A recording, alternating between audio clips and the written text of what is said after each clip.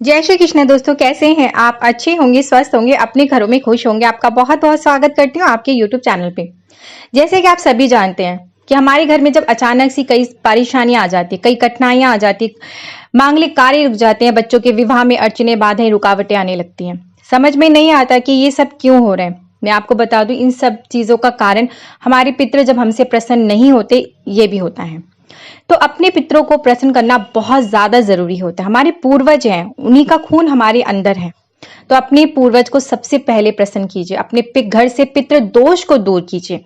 अगर आपने पूरे श्राद्ध पक्ष में कुछ नहीं किया है तो आप एक छोटा सा उपाय है जो आप इस श्राद्ध पक्ष की अमावस्या पे जरूर कीजिए।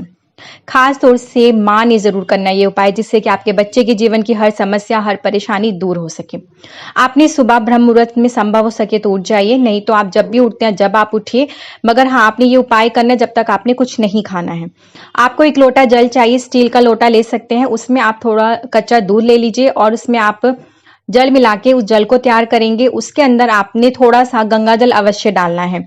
उसके बाद उसके अंदर आपने 31 जौ के दाने आप गिन लीजिए, वो आपने डालने हैं। थोड़ा सा काला तिल डालना है, 5 बताशे डालने हैं और उसके अंदर आप थोड़े से अक्षत, जो टूटे फूटे ना हो, ध्यान रखिएगा, आपने अक्षत डालने हैं।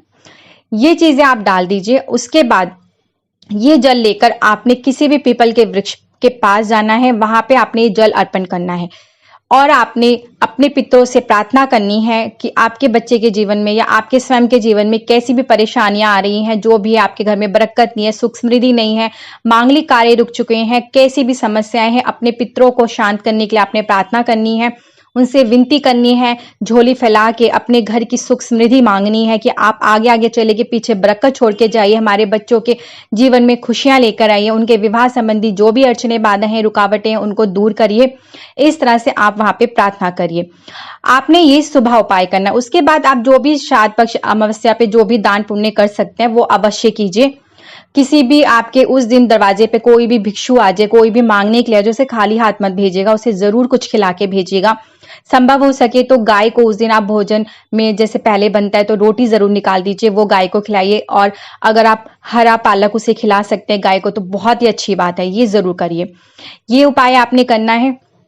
और घर के जितने मेंबर हैं, आपके परिवार के जितने सदस्य हैं, संभव हो सके तो सबसे, जैसे कि 10-10 रुपए आप, मतलब सबसे उतने ही पैसे लीजिए, सबसे बराबर, सबसे मतलब सिक्के के रूप में आपने पैसे लेने चाहिए। 5 का सिक्का हो चाहे 10 का सिक्का हो, इस तरह से आप सबसे कलेक्ट कीजिए और फिर इकट्ठा करने के बाद उस पैसे को किसी भी जरूरतमंद को दीजिए, अपने पूर्वजों के नाम से। प्रार्थना कीजिए कि हमारे पूर्वज शांत हो सके, हमारे जीवन की हर परेशानी, समस्या को दूर हो और हमारे घर में लक्ष्मी माता का वास सदैव रहे। इस तरह से आप ये उपाय कर सकते हैं। संभव अगर आपकी क्षमता है तो दान पुण्य ज्यादा से ज्यादा कीजिए, कर सकते हैं आप तो।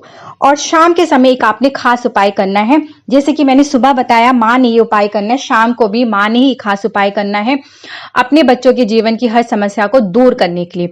अब शाम को आपने क्या करना है, आटा गूंद लीजिए बिल्कुल साफ सुथरा, और आपने एक रोटी बनानी है। रसोई घर आपका बिल्कुल साफ होना चाहिए, जूठा नहीं होना चाहिए जब आप ये रोटी बनाएंगे। शाम को आपने सूर्यास्त के बाद ये उपाय करना है। एक रोटी बनाने के बाद आपने उस रोटी के ऊपर आटा जो आपने गूंदा था उससे आप चौमुखी दीपक भी बनाएंगे। चौमुखी दीपक बनाएंगे, उसमें आप सरसों का तेल डालेंगे और दीपक प्रज्वलित करेंगे, और वो दीपक आपने इस रोटी के ऊपर अपने पितरों के नाम से रखना है। रोटी को खास तौर से आप ये मैं बता दूं कि जब आप ये रोटी रखेंगे तो जमीन पे इस तरह से डायरेक्ट नहीं रखना है, प्लेट के ऊपर करके रखेंगे, ठीक है। और दीपक उसके ऊपर ही प्रज्वलित करेंगे। कोशिश करिए दीपक थोड़ा बड़ा हो, रोशनी थोड़ी आधी रात तक चले, तो इस तरह से आप उसके अंदर तेल डालेंगे।